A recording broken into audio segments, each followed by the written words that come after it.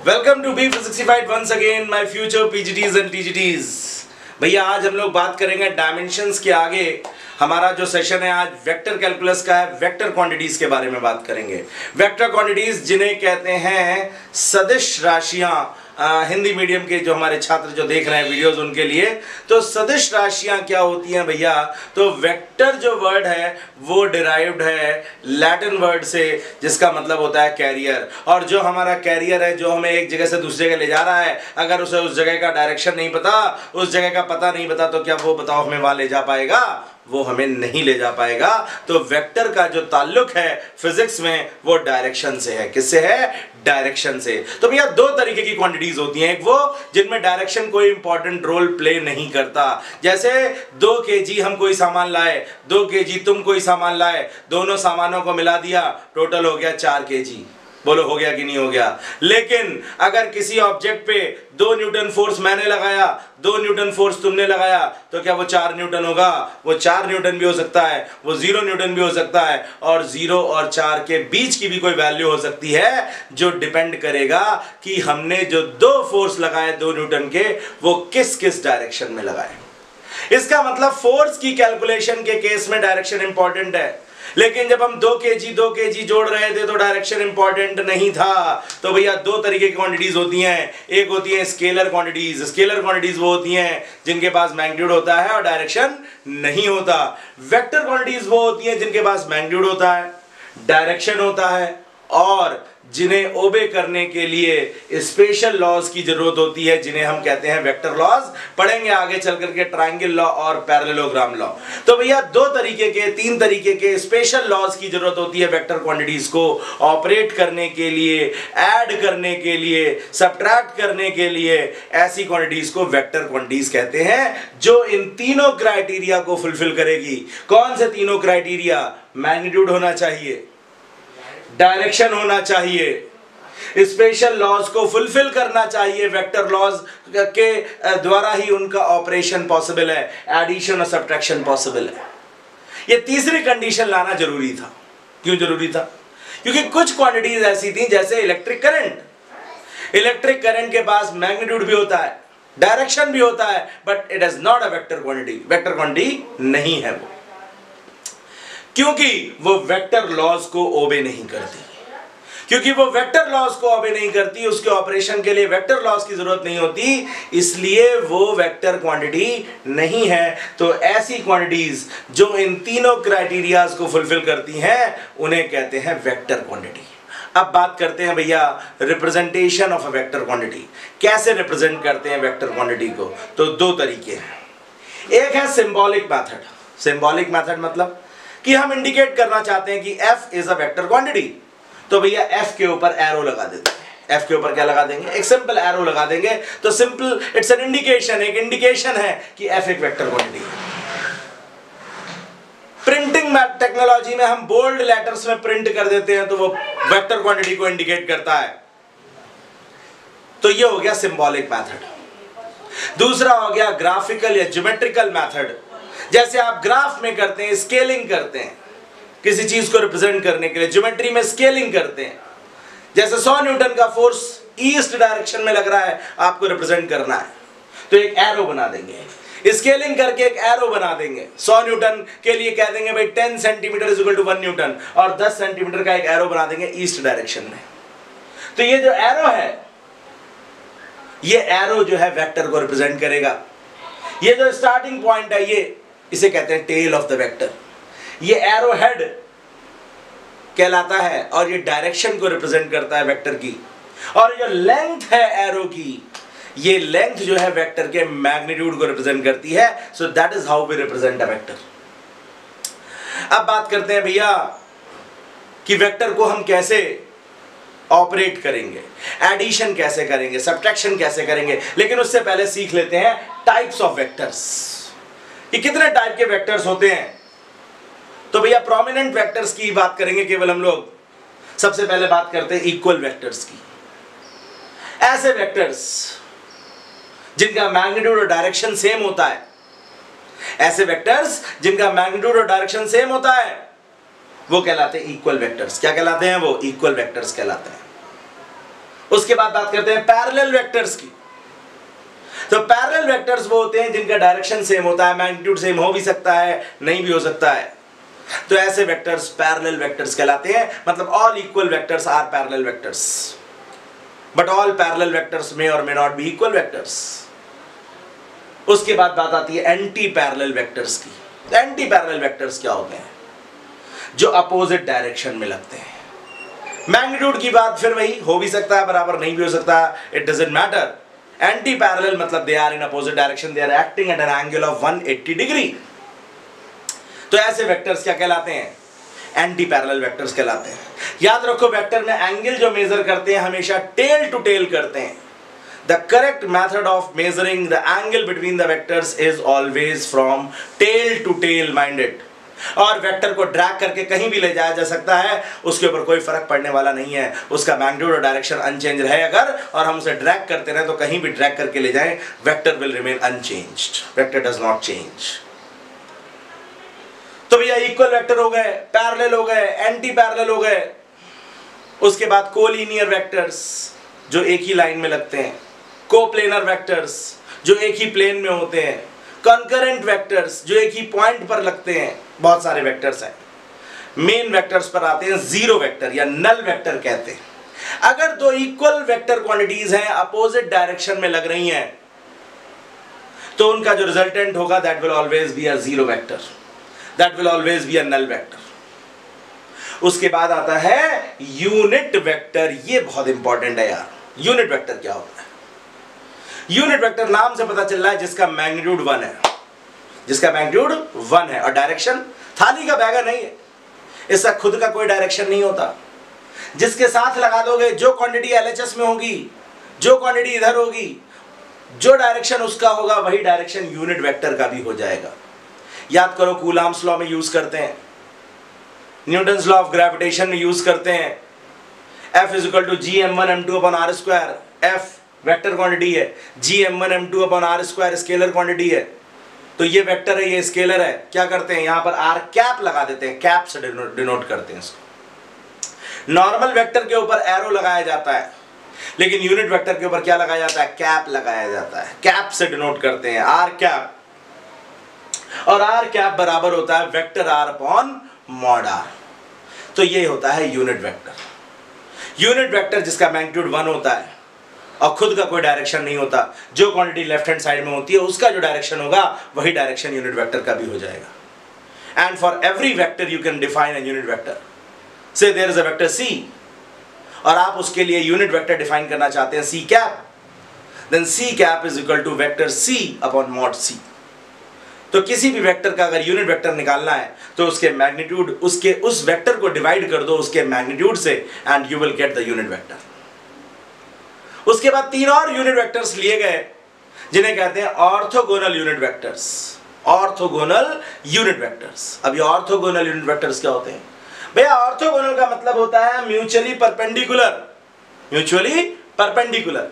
तो भैया अगर मान लो ये तुम्हारा कोऑर्डिनेट सिस्टम है, ये x एक्सिस, y एक्सिस और z एक्सिस, और ये किसी पॉइंट P के कोऑर्डिनेट्स हैं x, y, z, और कोई बंदा कहता है कि भाई इस पॉइंट की पोजीशन को वेक्टर फॉर्म में रिप्रेजेंट करो।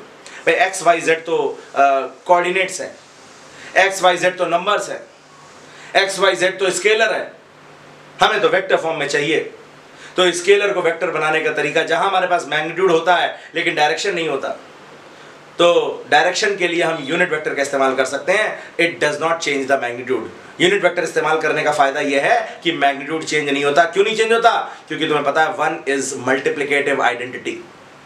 अगर किसी भी क्वांटिटी में 1 मल्टीप्लाई किया जाए तो उस क्वांटिटी के ऊपर कोई फर्क पड़ने वाला नहीं है, तो यूनिट वेक्टर से मल्टीप्लाई कर देते हैं।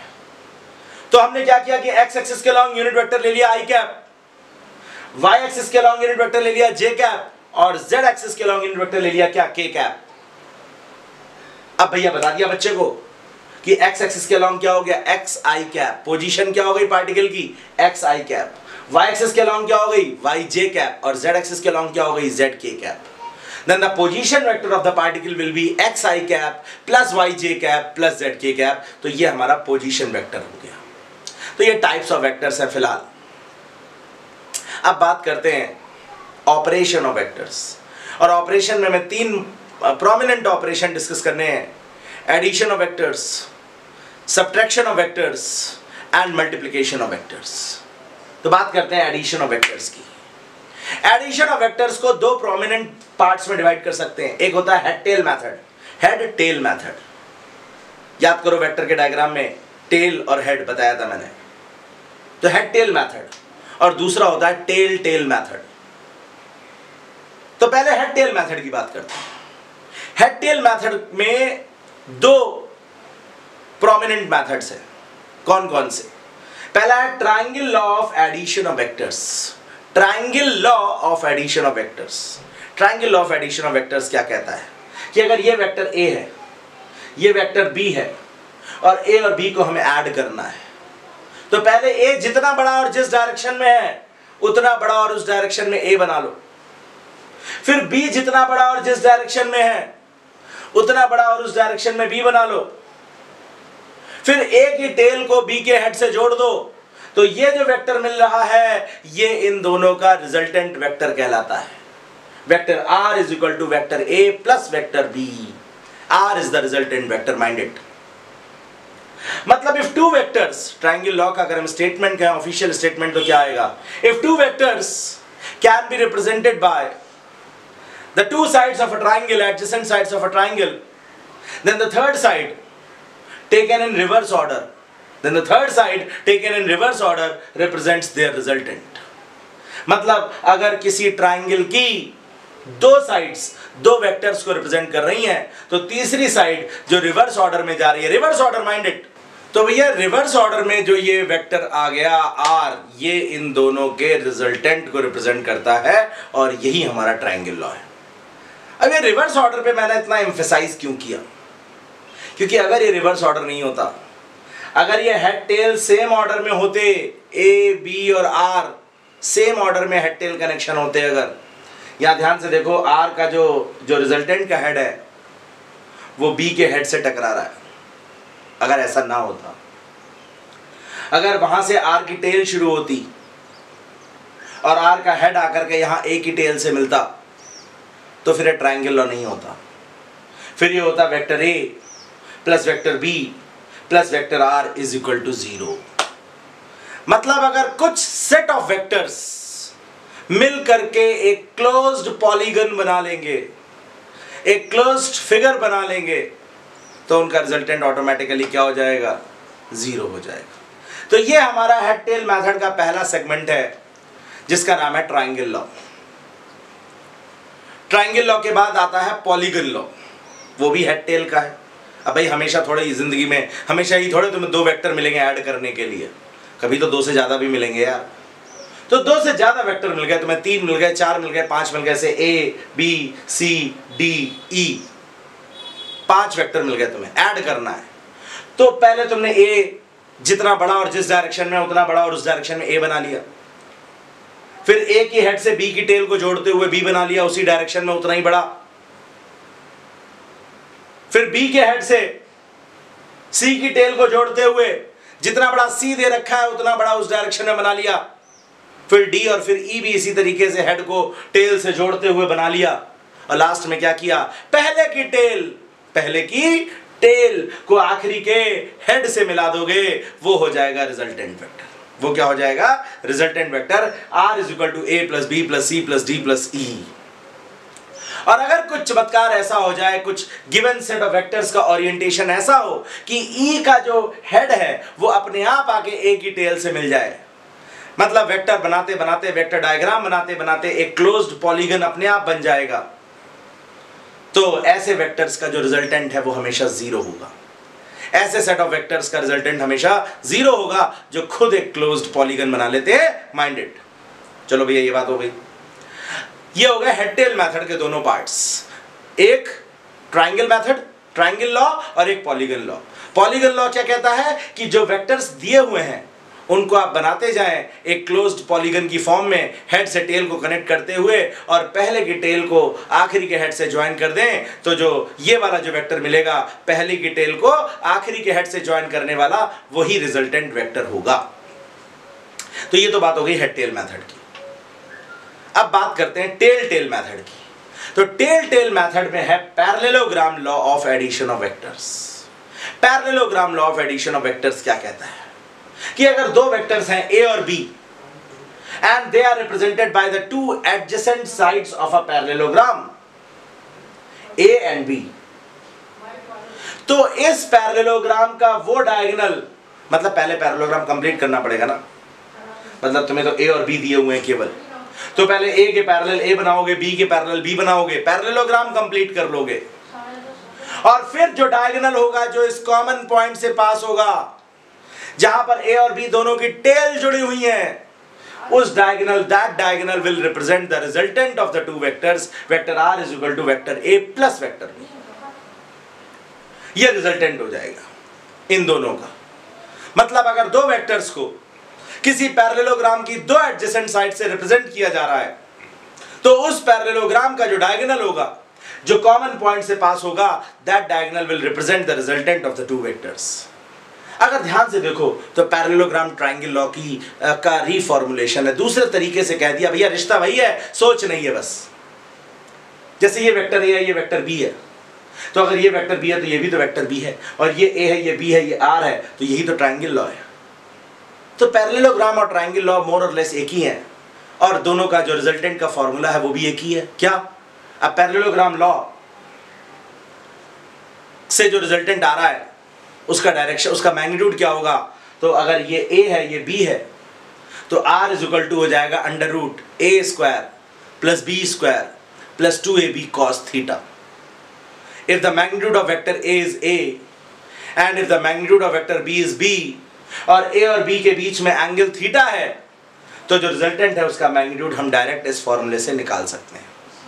और पैरेललोग्राम लॉ बहुत रेलिवेंट और बहुत सिग्निफिकेंट भी है, हर कोई जानता है।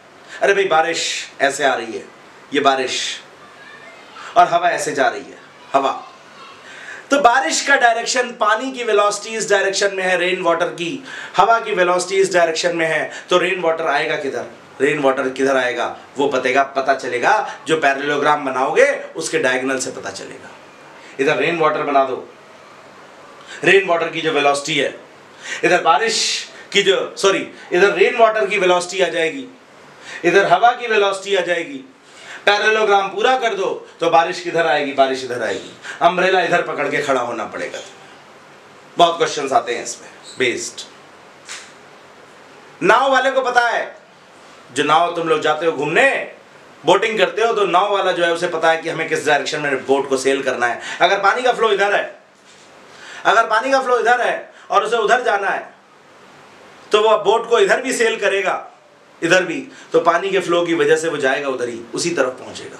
उसे पता है वाटर के फ्लो के हिसाब से, वाटर के फ्लो के डायरेक्शन के हिसाब से उसे पता है कि मुझे कितने एंगल पर अपनी बोट को सेल करना है, क्योंकि उसे पैरेललोग्राम लॉ तो नहीं पता लेकिन उसे प्रैक्टिकल फिजिक्स बहुत आती है। तो all these are applications of, swimmer को पता है, जो नदी में तैराकी कर रहे हैं, समुद्र में तैराकी करते हैं, उन्हें भी पता है, वो भी ये कैलकुलेशन करके चलते हैं। Calculation of the flow of water, water का फ्लो किधर है तो उन्हें किधर फ्लो करना है, कितने एंगल पर फ्लो करना है, all these can be calculated with the help of parallelogram law vectors.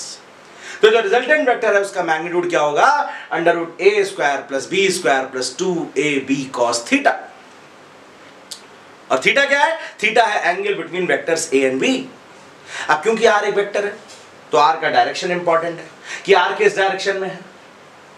तो मान लो आर जो है वेक्टर ए से एंगल अल्फा बना रहा है, the vector R, the resultant vector R is making an angle alpha with the vector A, तो जो डायरेक्शन होगा tan alpha is given by, याद रखो अल्फा अगर ए से एंगल बन रहा है तो न्यूमरेटर में ए नहीं आएगा, न्यूमरेटर में बी आएगा, तो b sin थीटा, और जिसका साइन उसी का cos, तो b sin theta upon a plus b cos theta. तो जो रिजल्टेंट वेक्टर है उसका डायरेक्शन क्या हो जाएगा, tan अल्फा बराबर हो जाएगा b sin theta upon a plus b cos theta. अगर अल्फा a से एंगल बन रहा है और अगर अल्फा b से बन रहा है एंगल r का, तो फिर a sin theta upon b plus a cos theta हो जाएगा। तो ये याद रखने का तरीका है। कुछ इसमें शॉर्टकट्स बता देते हैं जो कॉम्पिटिशन में तुम्हारा टाइम सेव करेंगे। पहला शॉर्टकट कि अगर a और b का एंगल, a और b का मैग्नीट्यूड बराबर है, if the magnitude of vector a is equal to the magnitude of vector b, तो अल्फा हमेशा थीटा बाई 2 के बराबर होगा। मतलब दो वेक्टर इक्वल वेक्टर अगर 60 डिग्री के एंगल पर काम कर रहे हैं तो जो रिजल्टेंट होगा वो हमेशा उनके बीच के एंगल को बाइसेक्ट करेगा, मतलब 30 डिग्री के एंगल पर आएगा। अगर दो वेक्टर्स इक्वल 120 डिग्री के एंगल पर काम कर रहे हैं तो उनका जो रिजल्टेंट होगा वो हमेशा उनके बीच के एंगल को बाइसेक्ट करेगा, मतलब वो 60 डिग्री के एंगल पर आएगा। तो पहला शॉर्टकट। दूसरा शॉर्टकट जो बहुत पूछा जाता है और वो क्या है, वो ये है कि भैया अगर ए और बी बराबर है और 120 डिग्री पर काम कर रहे हैं then vector R will be equal to vector A will be equal to vector B. मतलब जो वेक्टर आर का मैग्नीट्यूड होगा रिजल्टेंट वेक्टर का वो उन दोनों के मैग्नीट्यूड के बराबर होगा। मतलब अगर दो फोर्सेस 10 न्यूटन के 120 डिग्री पर काम कर रहे हैं तो उनका रिजल्टेंट भी 10 न्यूटन होगा। इज दैट क्लियर और नॉट? तो भैया ये हमारा हो गया पैरेललोग्राम लॉ वेक्टर्स जो बहुत इंपॉर्टेंट है। क्वेश्चंस करेंगे, सब पे क्वेश्चंस करेंगे, पेपर्स भी सॉल्व करेंगे प्रीवियस ईयर के हम अपने अपकमिंग सेशंस में। उसके बाद हम बात करते हैं सब्ट्रैक्शन ऑफ वेक्टर्स की, सब्सट्रैक्शन ऑफ वेक्टर्स। तो भैया वेक्टर के सब्ट्रैक्शन की बात तो करते हैं लेकिन सब्ट्रैक्शन जैसी कोई चीज होती नहीं है। Basically subtraction of vectors is reverse addition.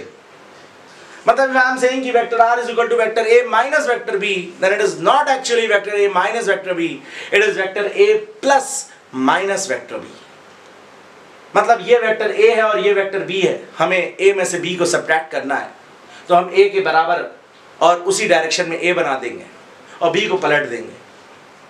मतलब निगेटिव किसी वेक्टर के निगेटिव की बात अगर हम कर रहे हैं, suppose there is a vector a and we are talking of negative vector a, मतलब उसे 180 डिग्री से रोटेट कर देना है। उसे 180 डिग्री से क्या कर देना है, रोटेट कर देना है। तो अगर ये वेक्टर b है, a है और ये वेक्टर b है और हम a में से b को माइनस करना चाहते हैं तो b को 180 डिग्री रोटेट कर देंगे, ऐसे ले आएंगे। तो ये हो जाएगा भैया r is equal to a plus minus of vector b, मतलब r is equal to vector a minus vector b। So that's all about the addition and subtraction of vectors। अब चलते हैं प्रोडक्ट ऑफ वेक्टर्स की तरफ। Product जो है पहले हम बात करते हैं डबल प्रोडक्ट की। डबल प्रोडक्ट दो टाइप का होता है। अगर दो वेक्टर्स को मल्टीप्लाई किया जाए तो दो ही ऑप्शंस हैं। वेक्टर्स को मल्टीप्लाई करोगे दो वेक्टर्स को तो या तो तुम्हें जो प्रोडक्ट मिलेगा वो वेक्टर क्वांटिटी होगी या वो स्केलर क्वांटिटी होगी। तो भैया दो वेक्टर्स को मल्टीप्लाई करके अगर वेक्टर क्वांटिटी मिलती है तो ऐसे प्रोडक्ट को कहते हैं वेक्टर प्रोडक्ट या क्रॉस प्रोडक्ट, क्योंकि उसे डिनोट करते हैं a क्रॉस b से। ध्यान रहे ये मल्टीप्लाई का साइन नहीं है, इनटू का साइन नहीं है, ये क्रॉस पढ़ते हैं इसको, मतलब डिनोट तो ये मल्टीप्लिकेशन ही कर रहा है but it is read as cross, so it is a cross b। तो a क्रॉस b क्या है, वेक्टर प्रोडक्ट है। और कब लिखेंगे हम इसे वेक्टर प्रोडक्ट, जब a और b को मल्टीप्लाई करके हमें वेक्टर क्वांटिटी मिलेगी। अरे भैया बात समझ में आई कि नहीं आई? अब दूसरी पॉसिबिलिटी क्या है, दूसरी पॉसिबिलिटी है कि a और b को मल्टीप्लाई करके स्केलर क्वांटिटी मिल जाए। तो अगर a और b को मल्टीप्लाई करके स्केलर क्वांटिटी मिल जाएगी तो वो कहलाता है स्केलर प्रोडक्ट या डॉट प्रोडक्ट, क्योंकि उसे डिनोट करते हैं डॉट से a डॉट b। तो if it is a dot b और I should say vector a dot vector b then it is a scalar product, and if it is vector a cross vector b then it is a vector product, because हमें vector a cross vector b से vector quantity मिलेगी और vector a dot vector b से हमें कैसी quantity मिलेगी, scalar. Vector a cross vector b से vector और vector a dot vector b से स्केलर। अब एक एक करके देखते हैं भैया स्केलर प्रोडक्ट क्या होता है। तो scalar product a dot b is given as mod of a into mod of b into cos theta, where theta is the angle between vector a and vector b। Scalar product की properties को देख लें अगर, तो scalar product commutative होता है। Commutative मतलब a dot b is equal to b dot a। Scalar product is distributive over addition, मतलब vector a dot vector b plus vector c is equal to vector a dot vector b plus vector a dot vector c। फिर scalar product दो parallel vectors का, अगर दो parallel vectors हैं a और b तो a dot b क्या हो जाएगा, mod of a mod of b cos 0, और cos 0 मैक्सिमम होता है 1। तो दो वेक्टर्स का स्केलर प्रोडक्ट मैक्सिमम होगा if they are parallel, if they are acting at an angle of 0 degree. a dot a self scalar product अगर ले लिया हमने तो वो उनके स्क्वायर के बराबर होता है। मतलब vector A dot vector A is equal to the square of magnitude of A. उसके बाद दो परपेंडिकुलर वेक्टर्स अगर है तो A dot B is equal to A B cos 90 zero होगा। दो परपेंडिकुलर वेक्टर्स का जो डॉट प्रोडक्ट होगा वो हमेशा क्या होगा, जीरो होगा। उसके बाद हम लोग बात करते हैं कि अगर एंटी पैरेलल वेक्टर्स हैं a डॉट बी, तो a डॉट बी बराबर हो जाएगा ए बी कॉस 180 और वो भी हमेशा क्या होगा, वो भी हमेशा जीरो होगा। उसके बाद हम बात करते हैं scalar product of orthogonal unit vectors. तो ऑर्थोगोनल यूनिट वेक्टर्स में i डॉट आई क्या हो जाएगा 1, j डॉट जे क्या हो जाएगा जे कॉस 0 वो भी 1, k डॉट के क्या हो जाएगा के कॉस 0 वो भी 1, i डॉट जे क्या होगा i J cos 90 0, j dot I cos 90 वो भी 0, j डॉट के वो भी 0, k डॉट आई वो भी 0। ये सारे के सारे क्या होंगे, जो म्यूचुअल डॉट प्रोडक्ट होंगे ऑर्थोगोनल यूनिट वेक्टर्स के, वो सब 0 हो जाएंगे। अब स्केलर प्रोडक्ट कैसे निकालते हैं, इसके लिए हम क्लासरूम में चलेंगे थोड़ी देर में। पहले समझ लेते हैं वेक्टर प्रोडक्ट क्या होता है। तो वेक्टर प्रोडक्ट जो होता है a cross b, that is ab sin theta. और क्योंकि वेक्टर प्रोडक्ट से जो क्वांटिटी मिलेगी वो वेक्टर क्वांटिटी होगी, तो उसका डायरेक्शन भी इंपॉर्टेंट हो जाता है। तो मान लो वेक्टर a और वेक्टर b को मल्टीप्लाई करके वेक्टर c मिल रहा है, तो c का डायरेक्शन a और b के परपेंडिकुलर हमेशा होगा। मतलब if vector a cross vector b is equal to vector c, then c will be perpendicular to a and it will be perpendicular to b। इसका डायरेक्शन निकालने के लिए दो तरीके हैं। a के डायरेक्शन में हाथ करना है, फिंगर्स को, राइट हैंड को, और b इधर होगा पाम की तरफ, तो c जो है वो किस डायरेक्शन में होगा, c will be in the direction of thumb. और अगर a और b एक ही प्लेन में है तो a की तरफ फिंगर्स को करना है और b की तरफ फिंगर्स को रोटेट करना है थ्रू स्मॉलर एंगल, तो थंब जिस डायरेक्शन में पॉइंट करेगा that will be the direction of vector c। तो ये c की डायरेक्शन निकालने के तरीके हैं। वेक्टर प्रोडक्ट कम्यूटेटिव नहीं होता। प्रॉपर्टीज की बात करें तो vector product is not commutative. मतलब a cross b is not equal to b cross a, बल्कि a cross b is equal to minus of b cross a। अगर दो परपेंडिकुलर वेक्टर्स हैं a cross b, a b sin 90, maximum होगा vector product उनका। लेकिन अगर parallel है, anti parallel है, तो a क्रॉस b हमेशा 0 होगा, a क्रॉस a हमेशा 0 होगा। सेल्फ स्केलर प्रोडक्ट जो होगा वो हमेशा 0 होगा। a क्रॉस b अगर a और b परपेंडिकुलर हैं तो मैक्सिमम होगा, लेकिन a क्रॉस b अगर a और b पैरेलल हैं, मतलब थीटा 0 है या थीटा 180 है, तो वो हमेशा 0 होगा। a क्रॉस a हमेशा 0 होगा। ऑर्थोगोनल यूनिट वेक्टर्स की बात करें तो i क्रॉस i हमेशा 0, j क्रॉस j हमेशा 0, k क्रॉस k हमेशा 0। i क्रॉस j जो है वो किसके बराबर होगा, k के बराबर होगा। j क्रॉस k हमेशा किसके बराबर होगा, i के बराबर, और k क्रॉस i हमेशा j के बराबर होगा। साइकिल चलती जाएगी, i से j आ रहे हो, j से k आ रहे हो, k से i आ रहे हो। अगर साइक्लिक ऑर्डर में जा रहे हो तो प्रोडक्ट्स हमेशा पॉजिटिव होंगे, लेकिन अगर साइकिल डिस्टर्ब करोगे तो प्रोडक्ट नेगेटिव हो जाएगा। मतलब i क्रॉस j तो k के बराबर होगा, लेकिन j क्रॉस i जो होगा वो माइनस k के बराबर होगा। अब क्लास में चलते हैं और देख लेते हैं कैसे निकालेंगे प्रोडक्ट्स को, स्केलर प्रोडक्ट्स को और वेक्टर प्रोडक्ट्स को। तो देखते हैं भैया, लेट्स सी। तो देखो भैया, vector a dot vector b कैसे सॉल्व करेंगे, कैसे निकालेंगे स्केलर प्रोडक्ट। एग्जाम्पल ले लेते हैं। स्केलर प्रोडक्ट का एक बहुत सुंदर सा एग्जांपल है work done. Work done is defined as the dot product of force vector and displacement vector. तो F इज इक्वल टू, अगर मान लो दे रखा है 3i cap plus 2j cap plus 4k cap. याद रखो भैया, i j k कैप का हमने जिक्र किया था, ये ऑर्थोगोनल यूनिट वेक्टर्स हैं। और इसी तरीके से डिस्प्लेसमेंट वेक्टर है i cap minus j cap plus 2k cap.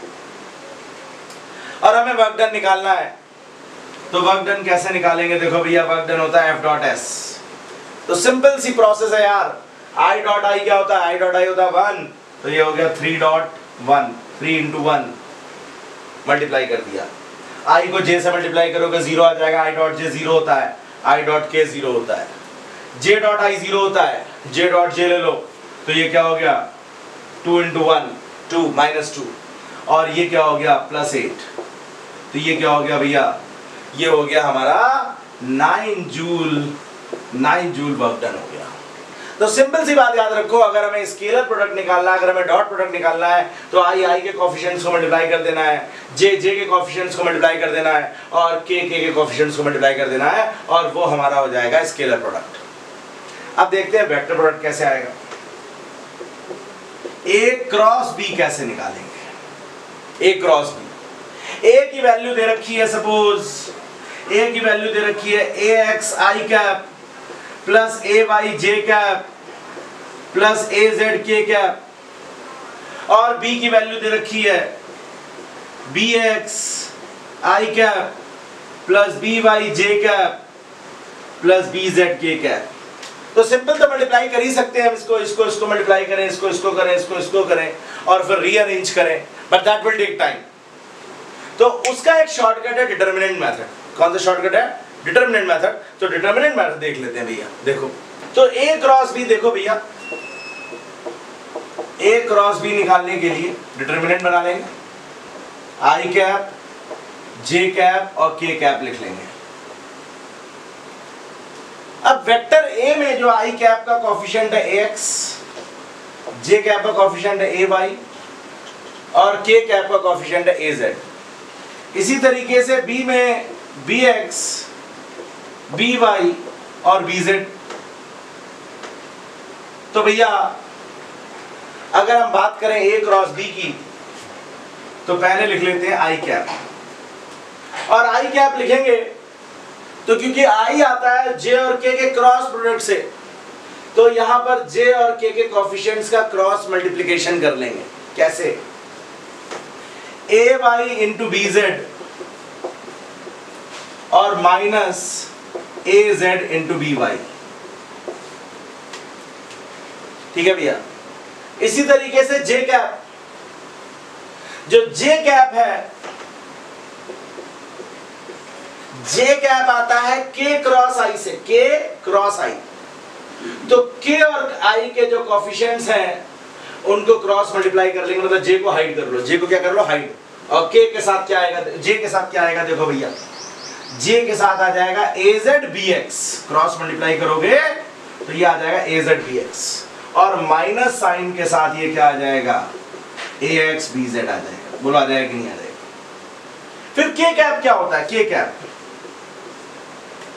के कैप होता है, के कैप होता है आई क्रॉस जे।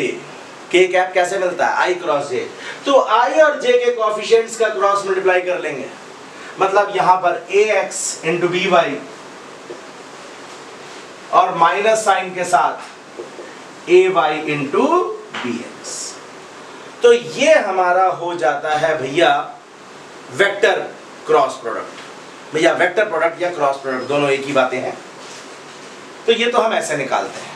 जैसे एक बहुत ही पॉपुलर एग्जांपल है, tau is equal to R cross F. L is equal to, torque का फॉर्मूला होता है ये, L is equal to R cross P. Angular momentum का कॉन्सेप्ट होता है ये, इसको हम रोटेटरी मोशन में इसकी बात करेंगे। तो ये सारे वेक्टर प्रोडक्ट है, क्रॉस प्रोडक्ट। तो ये तो डबल प्रोडक्ट सी बात हो गई। अब अगर तीन वेक्टर्स हैं, तीन वेक्टर्स, तो उनके भी दो तरीके के प्रोडक्ट्स होते हैं। एक होता है स्केलर ट्रिपल प्रोडक्ट और एक होता है वेक्टर ट्रिपल प्रोडक्ट। तो वो क्या होते हैं देख लेते हैं। उसके बाद बात आती है भैया स्केलर ट्रिपल प्रोडक्ट की। स्केलर ट्रिपल प्रोडक्ट क्या होता है? तो स्केलर ट्रिपल प्रोडक्ट होता है a dot vector b cross c, इसे कहते हैं स्केलर ट्रिपल प्रोडक्ट। और इसको निकालने का तरीका भी वही है, डिटरमिनेंट सॉल्व कर लेंगे हम। ए के कोएफिशिएंट्स है मान लो a1 a2 a3, बी के कोएफिशिएंट्स है मान लो b1 b2 और b3, और सी के कोएफिशिएंट्स है c1 c2 और c3। तो the solution of this determinant will give you the scalar triple product. और इसी तरीके से वेक्टर ट्रिपल प्रोडक्ट हम निकालते हैं। वेक्टर ट्रिपल प्रोडक्ट क्या होता है भैया? तो वेक्टर ट्रिपल प्रोडक्ट होता है A cross B cross C, और A cross B cross C का फॉर्मूला होता है A dot C into B minus A dot B into C। तो ये हमारा हो जाएगा वेक्टर ट्रिपल प्रोडक्ट। तो भैया ये हमारे वेक्टर की सारी बातें हो गई। अब अगले टॉपिक पे चलते हैं, मैकेनिक्स के क्वेश्चंस के लिए एक सिंगल वीडियो लेकर के आएंगे जिसमें मैकेनिक्स के ही सारे क्वेश्चंस होंगे जो प्रीवियस ईयर में आए हैं या जो रेलिवेंट है या जो इंपॉर्टेंट है हमारे अगले एग्जाम के लिए। अब भैया बात करते हैं ग्रेडियंट की। ग्रेडियंट क्या होता है? ग्रेडियंट या शॉर्ट में कहते हैं डेल, इसे डेल सिंबल से डिनोट करते हैं इसको। ग्रेडियंट ऑफ अ वेक्टर, मान लो हमने लिखा भैया ग्रेड एफ, तो ग्रेड एफ का मतलब क्या है? तो ग्रेड जो है it is basically the variation in a physical quantity with respect to distance. जैसे तुमने बात करी होगी टेम्परेचर ग्रेडियंट की। जैसे हम किसी रॉड को हीट करते हैं, तो रॉड को मान लो हम यहां पर हीट कर रहे हैं, तो जो टेम्परेचर है रॉड का वो वेरी करता जाएगा। तो variation of temperature with distance is written as temperature gradient. इसी तरीके से जब लिक्विड का फ्लो होता है तो जो लिक्विड की वेलोसिटी होती है फ्लो में ऊपर से नीचे तक कम होती जाती है, तो that variation in velocity with respect to distance dv upon dx is known as velocity gradient. क्या कहते हैं इसको? वेलोसिटी ग्रेडियंट कहते हैं। तो इस तरीके से ग्रेडियंट का मतलब 3 डायमेंशंस में जब हम बात करते हैं तो ग्रेडियंट को हम रिप्रेजेंट करते हैं ऑपरेटर डेल से, और डेल का मतलब होता है i del over del x plus j del over del y plus k del over del z. Del यहाँ पर पार्शियल डिफरेंशिएशन को रिप्रेजेंट करता है।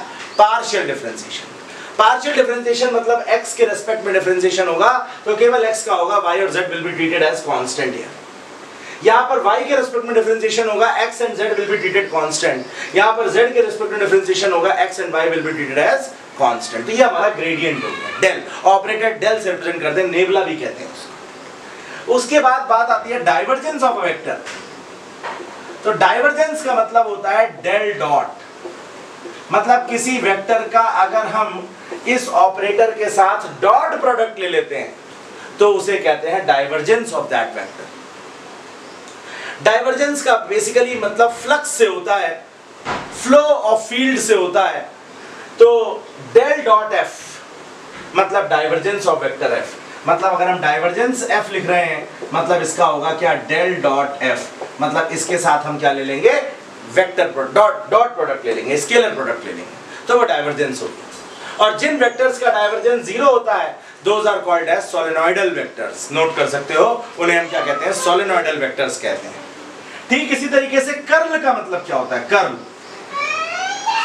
तो अगर इस ऑपरेटर के साथ क्रॉस प्रोडक्ट ले लिया जाए डेल क्रॉस एफ, अगर इस ऑपरेटर के साथ किसी वेक्टर का क्रॉस प्रोडक्ट ले लिया जाए तो ये कहलाता है कर्ल ऑफ वेक्टर, मतलब दिस इज कर्ल एफ। तो कर्ल एफ का मतलब क्या होगा? Del cross f. और जिन वेक्टर्स का कर्ल जीरो होता है they are called as irrotational vectors, वो इररोटेशनल वेक्टर्स कहलाते हैं। उसके बाद दो बहुत इंपॉर्टेंट थ्योरम्स हैं, गॉस डाइवर्जेंस थ्योरम और स्टोक्स कर्ल थ्योरम। वैसे तो हमारे लिए इनका बहुत ज़्यादा इंपॉर्टेंस नहीं है, मैथमेटिकल फिजिक्स में ज़्यादा इंपॉर्टेंस होती है इनकी, या मैथमेटिक्स में ज़्यादा इंपॉर्टेंस होती है, लेकिन जितना हमारे लिए इंपॉर्टेंस है उतना हम डिस्कस करेंगे इस एग्जाम के लिए। गॉस डाइवर्जेंस थ्योरम क्या है? तो भैया अगर किसी वेक्टर के सरफेस इंटीग्रल को हमें उसके वॉल्यूम इंटीग्रल में कन्वर्ट करना है, 3 तरीके के इंटीग्रल होते हैं, इंटीग्रेशन होते हैं। एक होता है लाइन इंटीग्रल 1 डायमेंशन में लेंथ के अलॉन्ग, एक होता है सरफेस इंटीग्रल 2 डायमेंशन में सरफेस के अलॉन्ग जिसमें हम एरिया कवर करते हैं, जैसे तुमने गॉस थ्योरम में पढ़ा होगा E dot ds that is a surface integral, magnetic flux पढ़ा होगा B dot ds that is a surface integral.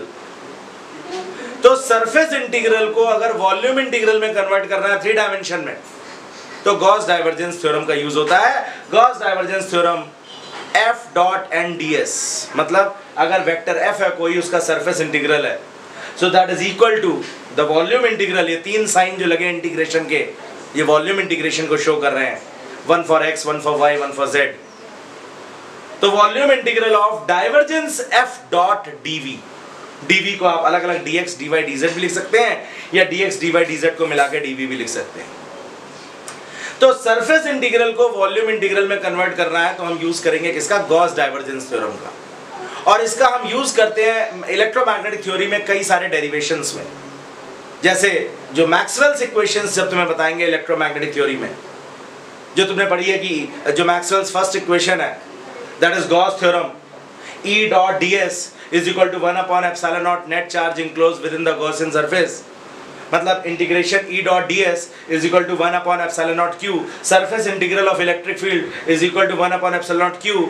तो अगर यहाँ पर गॉस डाइवर्जेंस थ्योरम का यूज करें तो सरफेस इंटीग्रल को बदल लेंगे डाइवर्जेंस E वॉल्यूम इंटीग्रल, तो डाइवर्जेंस E बराबर हो जाएगा रो अपॉन एप्सिलॉन नॉट, क्योंकि इधर जब वॉल्यूम इंटीग्रल होगा तो Q को भी वॉल्यूम इंटीग्रल में कन्वर्ट करेंगे, और वॉल्यूम इंटीग्रल में जब Q को कन्वर्ट करेंगे तो रो dV हो जाएगा वहां पे। Rho dV, rho is volume charge density. तो खैर अभी बहुत ज्यादा बात इसके बारे में नहीं करते हैं। तो डाइवर्जेंस E बराबर rho upon epsilon naught, that is differential form of Gauss theorem, Maxwell's first equation. तो वहां पर हम गॉस डाइवर्जेंस थ्योरम का यूज करते हैं फिजिक्स में। उसके बाद एक दूसरी इंपॉर्टेंट थ्योरम है Stokes curl theorem. Stokes curl theorem क्या कहती है कि किसी भी लाइन इंटीग्रल को लाइन इंटीग्रल जैसे E dot dl, E is equal to minus dv upon dl, तो dv is equal to minus E dot dl, तो E dot dl is a line integral. तो किसी भी लाइन इंटीग्रल को हम surface integral में अगर कन्वर्ट करना चाहते हैं तो स्टोक्स कर्ल थ्योरम कहती है कि you can do it. The line integral of a vector is equal to the surface integral of curl of that vector. मतलब f dot dl is equal to curl f dot ds। मतलब किसी भी vector के line integral को अगर उसके surface integral में convert करना है तो हम स्टोक्स कर्ल थ्योरम का यूज करेंगे। तो वेक्टर कैलकुलस में, मैकेनिक्स में हमारे टीजीटी और पीजीटी, टीजीटी में तो बहुत ज़्यादा नहीं है लेकिन पीजीटी में ये पूरा ही सिलेबस है जितना मैंने डिस्कस किया, तो ये सारा हमारा वेक्टर कैलकुलस में आता है। अब हम आगे के सिलेबस की बात करेंगे। क्वेश्चंस के लिए परेशान मत होना, वी विल डिस्कस ऑलमोस्ट 200 और 300 क्वेश्चंस ऑफ मैकेनिक्स जो प्रीवियस ईयर्स में आए हैं इसमें पीजीटी के एग्जाम में, केवीएस में, डीएसएसबी में, तो उसके लिए हमारे सेपरेट वीडियोज़ आएंगे। तो भैया वीडियो पसंद आया हो तो कमेंट सेक्शन में लिख करके बताना कि और वीडियोस बनाने हैं, कैसे बनाने हैं, किस किस तरह के बनाने हैं, और लाइक करना, शेयर करना और सब्सक्राइब करना मत भूलना, so that I may get motivated to make more videos, जिससे कि आपकी कम समय में तैयारी हो सके। और ये जो 35 या 40 डेज का टाइम बचा है उसमें आप इन वीडियोस को देख करके, बार बार देख करके you can crack the competition और आप बन जाएँ पीजीटी या TGT and you crack the government job. So keep watching and stay tuned to Be Physicified. Thank you very much.